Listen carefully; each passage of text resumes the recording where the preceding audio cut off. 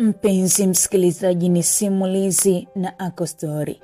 Kama haujasubscribe channel yetu ya YouTube, unaweza kufanya hivyo ili uwe wa kwanza kujipatia miendelezo na simulizi nyingine mpya kabisa zinazokujia mara kwa mara. Haya ni maisha ya binti yetu Renata. Bado wana mengi ya kutueleza mimi na wewe. Na kusi uendelee kubaki hapa, tuendelee kumfuatilia. Renata anasema, nilikuta mlango uko wazi. Ile siku mlango ulikuwa wazi. Sikujua mume wangu yuko wapi. Niliogopa sana. Nikaamua kuingia ndani moja kwa moja. Nilisukuma mlango na kuingia ndani. Nilifika sebuleni na kumkuta Marius akiwa amelala kwenye kochi na kuweka mikono yake juu. Alionekana kuwa ni mwenye usingizi mzito sana. Niliweka mkono wangu mdomoni, ishara ya kushangaa. Nilishangaa. Nilikuwa na hofu pia. Nilimfuata mume wangu Marius taratibu na kufika pale alipokuwa amelala. Mume wangu. Nilimuita Marius na akashtuka kutoka kwenye usingizi mzito sana. Umelala hapa sebuleni na hujafunga mlango. Usingizi umenipitia tu. Nilikuwa nimekaa hapo nje. Sielewi hata nimeingia vipi ndani.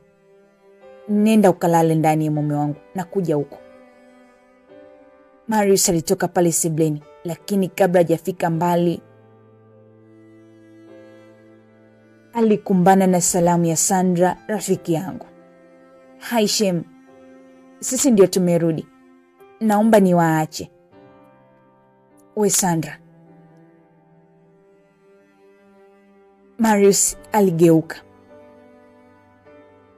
aligeuka lakini hakusema chochote. Unataka kuharibu sasa na wewe? Kwa nini umemwita? Mbona kama mume wako mwenyewe hana shida? Ni hofu yako tu. Uondoke hapa. Nikiulizwa nitajitetea nini? Nenda. Nilimwambia Sandra aondoke.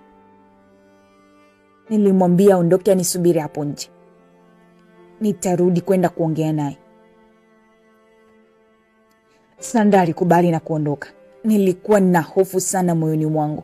Niliamua kutembea taratibu kuelekea chumbani, huku nikimtizama Sandra kwa uoga sana. Sandra alibaki kucheka tu na kusukuma mlango ili akatoka nje. Alifunga mlango bila funguo na akakaa nje ile gari akinisubiri. Zilipita dakika 5, 6, 7, 10, lakini nilikuwa bado sijatoka. Kulikuwa na ukimya mkubwa sana. Sandra alijikuta amebaki yeye na yule dereva pale nje. Muda ulizidi kwenda, mwisho wa siku nusu saa nzima ilipita bila majibu yoyote. Dereva, sidhani kama kuna dalili Renata kutoka hapa. Nipeleke tu nyumbani. Mlango wao wataufunga tu. Sandra aliingia ndani ile gari, lakini walipotaka kuondoka waliniona kupitia dirisha. Waliniona nikiwa nakuja maeneo ya mlangoni, nikiwa nimevaa mavazi ya kulalia. Hebu subiri kwanza. Subiri dereva. Lakini ghafla alisikia vitasa vya mlango vikifungwa tu bila kuona mimi ninatoka nje na taa zikazimwa. Mungu mkubwa, kimeeleweka. Tuondoke sasa. Ilipofika asubuhi na mapema, Marius alikuwa wa kwanza kuamka siku hiyo. Nilikuwa kwenye uchovu mkubwa sana. Nilishindwa kuamka mapema kumwandalia mume wangu kila kitu. Marius alijikuta akiandaa kila kitu yeye mwenyewe. Alijiandaa kwa ajili ya kuelekea kazini kwake. Akiwa ameshamaliza kujiandaa ili aweze kuondoka kwenda kazini, aliona sio vizuri kuondoka tu bila kuniambia chochote. Aliamua kukaa kitandani na kuniamsha. Ndio, aliniamsha. Nilikurupuka na kutoka kwenye usingizi mzito na kumtizama Marius aliyekuwa ameshajiandaa tayari. Saa ngapi sasa hivi? 1:00 kamili. Nimekuamsha nikuage tu, mimi naenda zangu kazini. Nilimtizama vizuri Marius na kuona kuwa kweli ameshajiandaa yeye mwenyewe. Nisamehe sana mume wangu. Nimechelewa kuamka leo. Pole sana. Asante sana. Waendelea tu kulala. Najua umechoka sana. Siwezi kulala tena, kumesha kucha sasa. Marius alinitazama na kuniaga kuelekea kazini kwake. Uwe na kazi njema mume wangu, nakupenda. Bora tu yameisha, maana nilikuwa nawaza sana. Niliamka na kwenda bafuni kwa ajili ya kwenda kuoga. Nilikuwa na uchovu sana ile siku. Marius alitembea taratibu na kuelekea kazini kwake, ambapo kwa sasa anafanya kazi kwa wale mabosi wanaouza furniture. Na yeye ndio alikuwa akiwatengenezea kwa utaalamu mkubwa sana. Akiwa njiani alikutana na watu wakiwa wanazungumzia kuhusu show ya jana. Watu walikuwa wanazungumza sana, na wakiwa wameshika gazeti. Walibaki kumzungumzia Pamela juu ya kushindwa kwake. Marius alifika pale na kutazama kichwa cha habari kwenye yale magazeti. Pamela apata mpinzani wa uhakika, afanyiwa balaa kwenye stage. Kilikuwa ni kichwa kikubwa cha habari kwenye lile gazeti, lakini Marius hakuwa mpenzi wa yale magazeti. Alikuwa so mpenzi, alikuwa hapendi yale magazeti yaliyokuwa yameandikwa udaku na vitu vingine vya hapa na pale. Hakuwaga anashabikia sana. Hakutaka kusikiliza wale vijana walivyokuwa wakihadithia pale. Mimi nilimaliza kufanya kila kitu changu na kuchukua simu yangu ili niweze kumtafuta Carlos kuzungumza naye. Nilipiga simu ya Carlos zaidi ya mara 3 bila kupata majibu yoyote. Muda mchache baadaye Carlos aliweza kupokea simu yangu. Carlos alipokea simu yangu. Hello, habari yako Carlos? Za tangu jana. Nzuri tu, vipi kwako? Mzima pia. Jana niliondoka bila kuzungumza na wewe Carlos. Nisamehe sana. Nilikuwa na mume wangu nyumbani. Si unajua nikichelewa. Basi. Hata muda huu haupaswi kuzungumza na mimi. Maana unafanya mambo yako kiholela sana.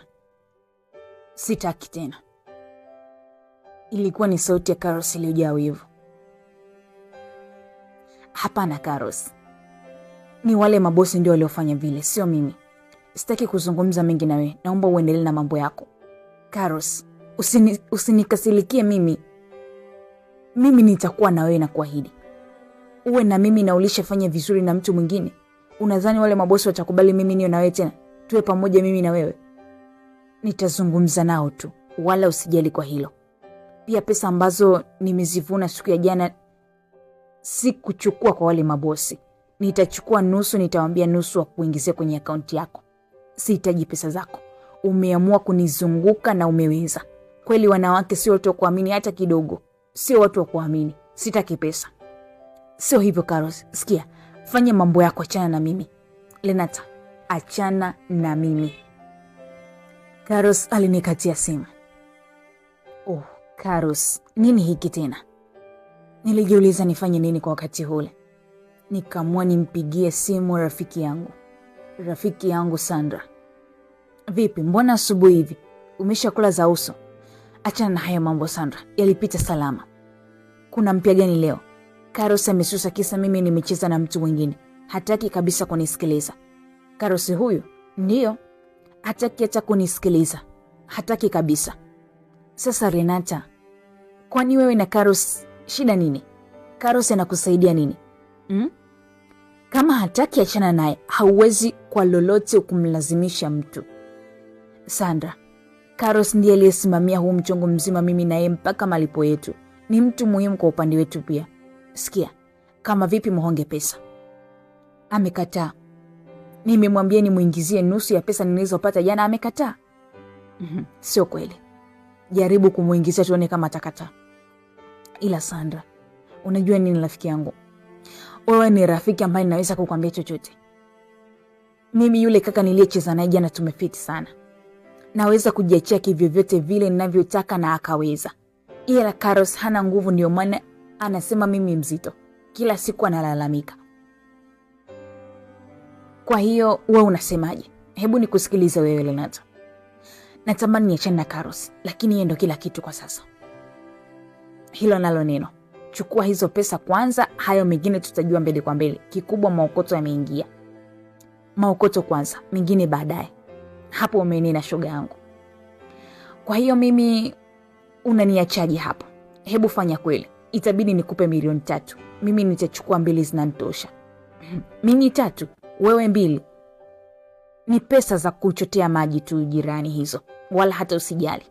Chukua ufanyie mambo yako shogangu. Huu mchezo umeucheza ili iweje?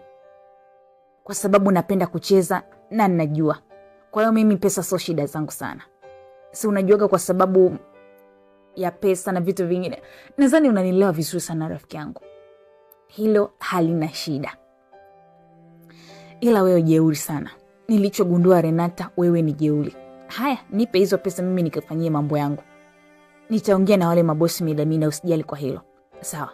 Ila jana shoga hukuniambia nini kinaendelea. Hebu niambie, mbona Marius amekuwa mpole ghafla? Wewe naye mengine ya kupite tu. Asubuhi njema bwana. Nitakuja nyumbani kwako baadaye hivi. Sawa. Marius alifika kazini kabisa na kuanza kazi yake rasmi. Baada ya dakika chache kupita, mabosi waliokuwa wamemwajiri muda ulifika wa kuangalia kazi aliyokuwa ameifanya. Walishangaa sana. Maana Marius alitengeneza kisasa sana japokuwa alikuwa na vifaa vya kizamani. Walimtazama kwa muda na kuona ni mtu anayeipenda kazi yake, anaifanya kwa uweredi wa hali ya juu. Haukupita muda, Shiku na yeye aliweza kufika pale. Stories hapa na pale zilianza na walicheka sana. Hizi kazi nilianza muda mrefu sana. Baadaye nikapata fursa ya kwenda China kujifunza zaidi. Haukupita muda mrefu nikiwa China. Nikapata bahati ya kujifunza zaidi na jamangu mmoja hivyo huko China. Yupo vizuri sana. Alinifundisha kwa muda wa miezi 6. Na baada ya hapo nikarudi nchini kwetu. Ndipo nikawa ninafanya kazi kama ninavyofanya hapa, lakini nikiiga utamaduni wa kule. Sijawahi kuzipinga kazi zako Marius. Siku zote wewe unafanya vitu vilivyo bora sana. Upo vizuri sana na hujawahi kukosea kabisa. Na sijakosea kukupatia hii tenda. Maana mabosi wote wamekubali kazi yako. Nashukuru sana. Tutajua ni namna gani tunafanya. Si tulishaongea? Ndio. Nasubiri tu utekelezaji wako rafiki yangu. Usiwaze kuhusu hilo jamaangu. Muda huo wakiendelea kuzungumza, Marius pamoja na Shiku, yule bosi aliyekuwa akiangalia Marius alivyokuwa akifanya kazi za zile furniture, alipokea simu na kusogea pembeni kidogo. Kazi nzuri uliifanya jana. Unastahili sana pongezi. Na nakumbuka mkataba unavyosema. Nitafanya hivyo. Hapana. Nafikiri ni milioni 30, lakini milioni 20 ingiza kwenye akaunti ya Karos. Mimi nitumie milioni 10 tu. Ilikuwa ni sauti ya mdada ambayo Marius pamoja na Shiku alishindwa kuizingatia sana. Basi sawa. Nitafanya kama ulivyoniambia. Ila hakikisha kesho unakuja kwenye timu. Tuna mazungumzo marefu sana na ninyi. Tunataka tuzungumze kitu. Yule bosi alimaliza mazungumzo na akarudi alipokuwepo Marius pamoja na Shiku. Aliwaachia maagizo, baada ya hapo akaondoka pale na kuelekea ofisini kwake. Bwana we, kuna watu wana pesa. Hapo wanaongelea mihela tu. Na huyu jamaa ana pesa nyingi kuliko mabosi wote wa hii kampuni. Kwa hii kazi yake tu peke yake au kuna kazi nyingine? Hapana, wana kazi nyingi wanazozifanya. Ila huyu ndio mkubwa wao. Nafikiri kuna night club huwa ina michezo mingi sana. Huko kuna mabosi wakubwa huwa wanamwaga hela. Wengine wanacheza kamali, wengine wanashindanisha wacheza muziki, wengine wapo kwa ajili ya starehe zao. Nafikiri kuna kila kitu kinachofanyika kule. Basi na hizo pesa huwa wanazipatia huko. Huko ndiko wanakopata pesa. Huko ni pesa tu. Huwezi kwenda mtu kama wewe wa kawaida tu hivi Marius. Huwezi kuingia mle ndani. Kweli bwana. Kila mtu na maisha yake. Sisi tunazitafuta, wao wanatupa tu. Hazina kazi za kufanya. Si unaona? Yaani wewe upo hapa unahangaika, lakini kuna watu wanamwaga pesa. Huyo jamaa na timu yake ndio walikuwa wanaigawiwa pesa. Nasikia jana ilishinda kwa mara ya kwanza. Hongera zao bwana. Ngoja nipate pesa na mimi niende siku moja. Siwezi kukaa hivi maskini kila siku. Yaani nakwambia Marius, ipo siku lazima mimi niende. Lazima nikajichanganye kwa matajiri kidogo. Ukitoka huko usije kulia shida kwangu ndugu yangu. Ila nenda. Kila mtu ana ndoto yake. Ila mimi sitathubutu kwenda sehemu ya anasa kama hizo. Sitaki kabisa Shiku. Mimi Lenata nilifanya mambo yangu yote na baada ya hapo nilipata SMS kwa pesa imeshaingia kwenye akaunti yake. Akaunti ya Marius. Na akaunti yangu tayari ameshaniingizia. Muda kidogo baada ya pesa kuingia kwenye akaunti, nilipata SMS nyingine. Ina maana nimeingiziwa pesa kwa mara mbili. Nilijiuliza na kushika simu yangu ili niweze kuangalia ile pesa ni ipi. Nilipoangalia, niligundua kuwa ni ile milioni 20 iliyotumwa kwa Carlos. Carlos, ina maana ndo amekasirika hivi. Hataki hata pesa. Ngoja nijiandae haraka niende kwa Sandra tuyajenge. Baada ya kusema vile, nilianza kujiandaa moja kwa moja. Nilianza kufanya maandalizi ili niende kwa Sandra tuzungumze, tuone ni nini tunachoweza kufanya ili kusolve huu mgogoro wa Carlos. Nilifika moja kwa moja mpaka nyumbani kwa Sandra.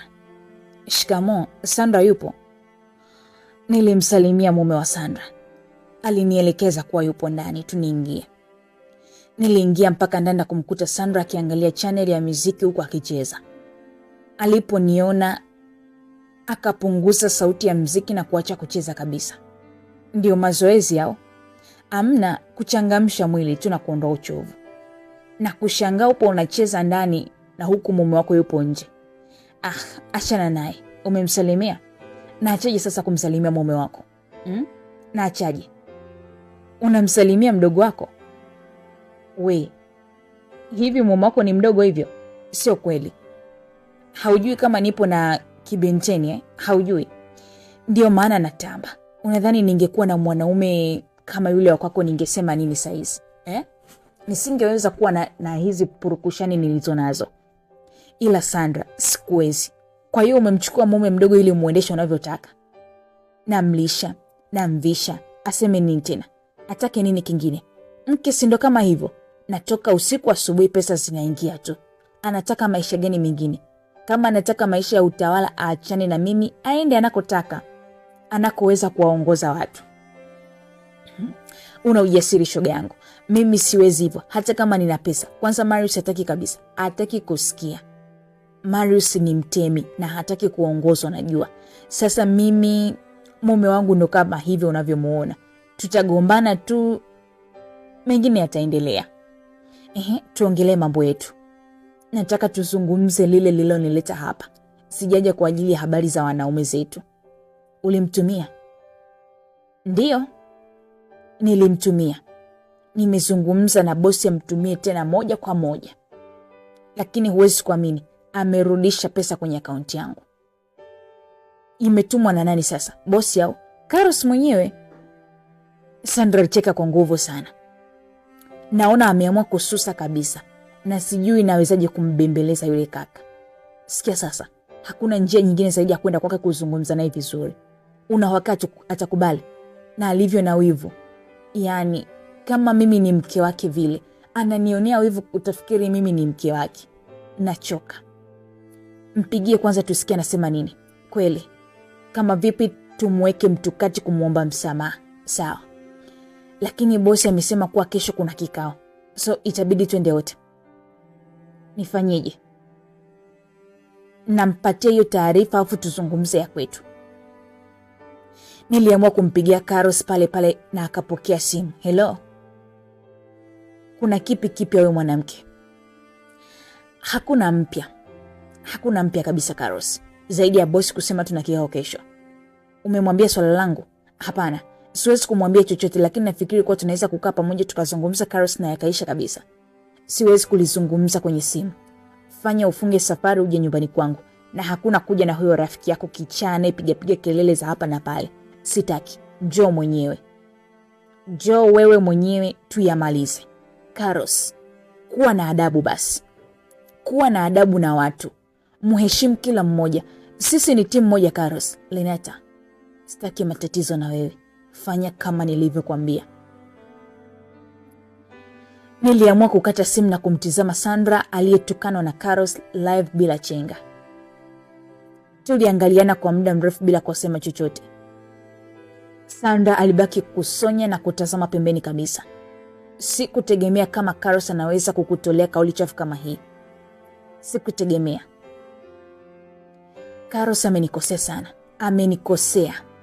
Amenikosea Renata. Kumbe tunaenda kule ila hanipendi hata kidogo. Hataki hata kuniona. Ananiona kama mwanamke kichaa kwake, si ndio? Sawa, naomba uende Renata, nenda kamsikilize, lakini mimi sitaenda kwake tena, wala sita support kitu chochote kumhusu yeye. Sitaki kabisa kusikia. Nitaendaje Sandra? Huwa nakutegemea wewe kwenye kila kitu. Kutoka nyumbani kwangu nakutegemea wewe. Nategemea tu tunarudi wote ili mume wangu asiwe na wasiwasi na mimi. Leo hii Carlos anakutukana. Anataka nini? Hata mimi amenifanya nisiwe na moyo wa kuendelea kuwa na yeye. Sitaenda huko anakotaka niende. Tukutane kwenye kikao tu. Renata, wewe nenda. Nenda kamsikilize, afu mtajua ni namna gani mnaweza kusolve jambo lenu. Kumbukeni ninyi ni timu moja na mmeingia pale kwa mkataba. So mimi nahisi haina shida ninyi kuendelea kushirikiana. Naomba uende. Kama mimi hanitaki, wacha nibaki na shida zangu. Wewe nenda mkayamalize. Nilifikiria kwa muda kidogo, na baada hapo niliamua kumwaga Sandra ili niweze kwenda kukutana na Carlos ambaye amekuwa ni kama gumzo kwa muda ule. Amekuwa ni mwiba. Sielewi nifanye nini, nawezaje kulisolve jambo lake. Ananitaka mimi na kumtukana rafiki yangu, ambaye rafiki yangu mimi nashirikiana naye kwenye kila kitu, kwenye kila hali. Leo hii anamtukana mbele yangu. Ilikuwa ni bonge la dharau. Nilichukua pikipiki moja kwa moja na kuelekea kwa Carlos. Nilitaka niwahi kabla mume wangu hajarudi. Sandra alibaki akifikiria ni kwa nini Carlos ameamua kumchukulia vile alivyomchukulia. Alifikiria kama atachukua maamuzi ya kugombana na Carlos, basi Renata atakuwa kwenye wakati mgumu wa kazi. Renata, mimi ningekuwa kwenye wakati mgumu. Hakuwa anataka hilo litokee. Japo alionyesha kukasirika kabisa na ile kauli ambayo ilizungumzwa. Sitaki uje na huyo rafiki yako. Rafiki yako anayecheka na kuongea vitu ambavyo havieleweki. Zilikuwa ni kauli ambazo zilimfikirisha. Baada ya muda nilifika kwa Carlos na kumkuta akiwa yupo. Umekuja? Ndiyo. Niliingia ndani moja kwa moja.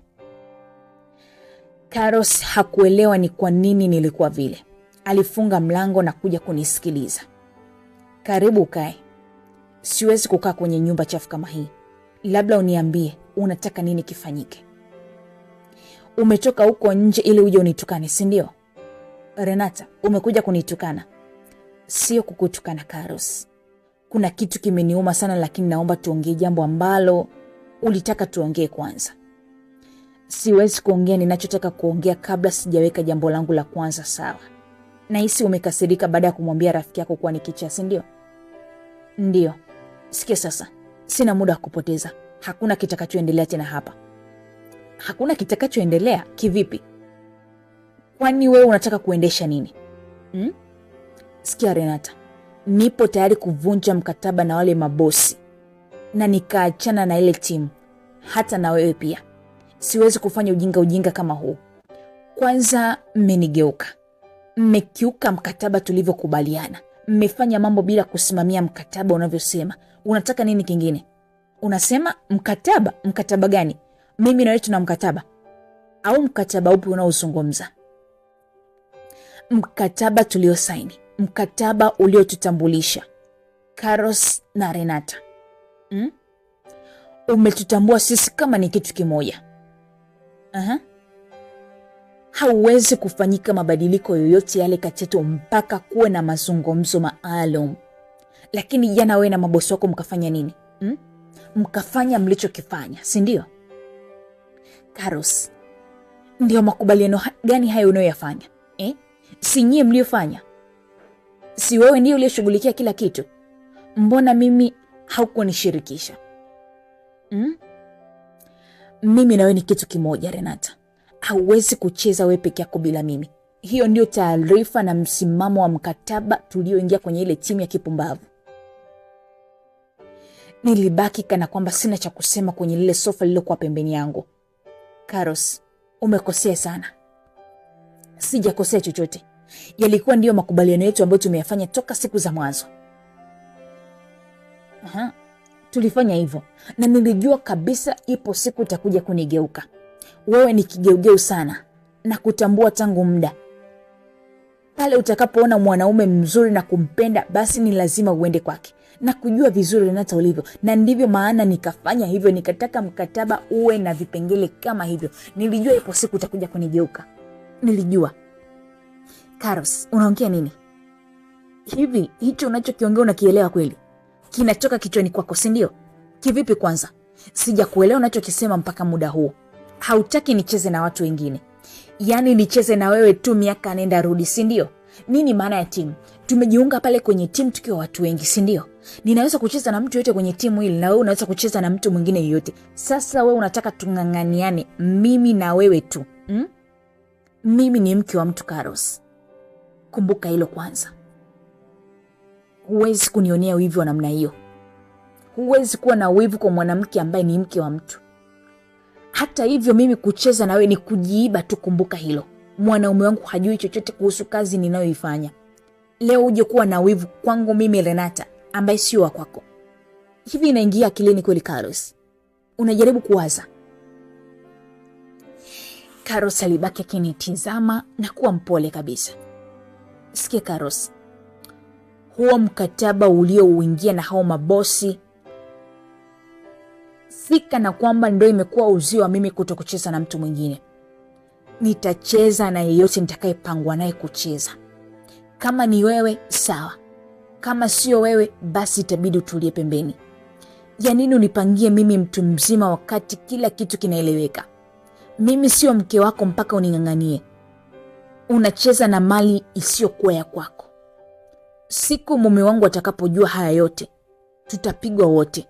Lakini wewe atakutoa hayo meno yako Carlos. Kuwa na adabu na mimi. Nafanya haya yote kwa kupenda, sio kwa na kwamba ndo kazi niliyoichagua. Nafanya kwa sababu ninapenda kucheza. Inabidi ukumbuke. Sio hivyo Renata. Nimezoea sana kucheza na wewe, lakini ninapokuona unacheza na mtu mwingine huwa naingiwa na wivu sana. Nahisi hasira sana Renata. Naomba uwe unacheza na mimi. Tafadhali, please. Nakuomba uwe unacheza na mimi. Acha nikazungumze na hao mabosi siku ya kesho. Wewe sio mume wangu mpaka uingie mkataba mgumu kiasi hicho. Pale nitakapohitajika kuwa mshindi wa kishindo, sitakuhitaji wewe Carlos. Performance yangu itakuwa na mtu mwingine, sio wewe. Unamaanisha nini? Pain to pain. Kama ulivyomkataa rafiki yangu na kumtukana mbele yangu, ndivyo nitakavyokukataa mimi. Naomba niende. Nilisimama pale kwenye lile sofa, lakini Carlos aliniwahi haraka na kuja kunibembeleza nisifanye kile ninachotaka kukifanya. Nilikuwa nimeshaamua maamuzi magumu. Carlos, sijamwaga mume wangu. Nimeamua kuja kwako kuzungumza na wewe tu. Naomba niwahi kabla mume wangu hajarudi nyumbani. Niache niondoke. Carlos alibaki ameduaa kabisa. Hakuamini kile nilichokuwa nimepanga na nimepania kukifanya. Hakuweza kabisa kugeuza msimamo wangu hata kidogo. Niliondoka moja kwa moja nikapitia kwa Sandra kwenda kumjuza kile ambacho kimetokea. Carlos ni mtu ambaye alijua atanishika akili. Ni mtu ambaye alijua basi atanikontrol, atafanya kile kitu anachokijisikia juu yangu. Nitakuwa chini yake, lakini haikuwa hivyo. Nipe huo ubuyu shoga yangu. Nimeshamchambua na kumchambua yule mkaka. Ni lazima atakuomba msamaha. Mambo yake ya kuingia mikataba isiyokuwa na maana mimi sitaki. Mkataba ambao unataka kunifanya mimi niwe under control. Mkataba ambao utanifanya mimi niwe tu nipo ananifanya jinsi apendavyo yeye. Sitaki. Nimemwambia ukweli. Kama ameukataa, ukweli atajua mwenyewe. Na kingine nilichomwambia, kama amekukataa wewe basi na mimi nimemkataa yeye. Nitacheza na mtu mwingine yote kwenye timu. Kichaa kapewa rungu. Carlos leo ataniomba mimi msamaha, mwanamke kichaa. Ngoja nimuonyeshe wewe kichaa wangu sasa. Asante kwa hilo Renata. Asante. Wahi nyumbani kabla shemeji hajarudi. Carlos ni lazima atubu. Hivi nyie mna biashara gani inayoendelea? Ilikuwa ni sauti ya mume wa Sandra. Una haki gani ya kuhoji hivyo? Wewe tulia, uvae, ule, kila kitu kiende vizuri. Hutakiwi kujua mambo yangu. Kazi yako ni kunipetipeti tu vile mimi ninataka. Na ndio maana tumefunga ndoa. Ni milele na milele, labda ufe. Mume wa Sandra aliamua kutulia. Hakutaka kusema chochote zaidi ya kuondoka pale sebuleni tulipokuwa tumekaa.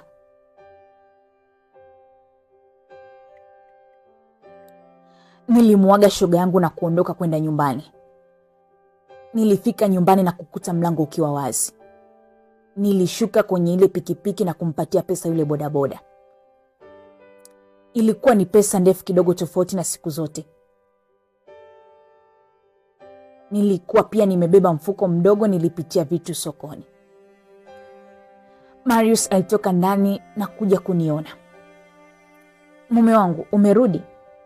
Ndiyo, karibu, asante. Pole na kazi mume wangu. Pia pole kwa kurudi nyumbani bila kuniona.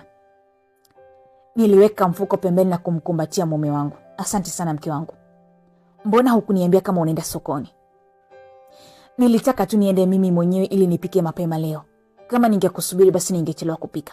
Pia sikufahamu kama ungewahi kurudi hivi. Ungeniambia tu, mimi nimesharudi na vitu vyangu vya kupika. Umenunua nini? Nimenunua samaki na viungo vingine. Oh, sawa, tutapika hivyo. Kwani wewe umenunua nini? Mimi nimenunua nyama. Tutaiweka tu kwenye friji, hakuna shida.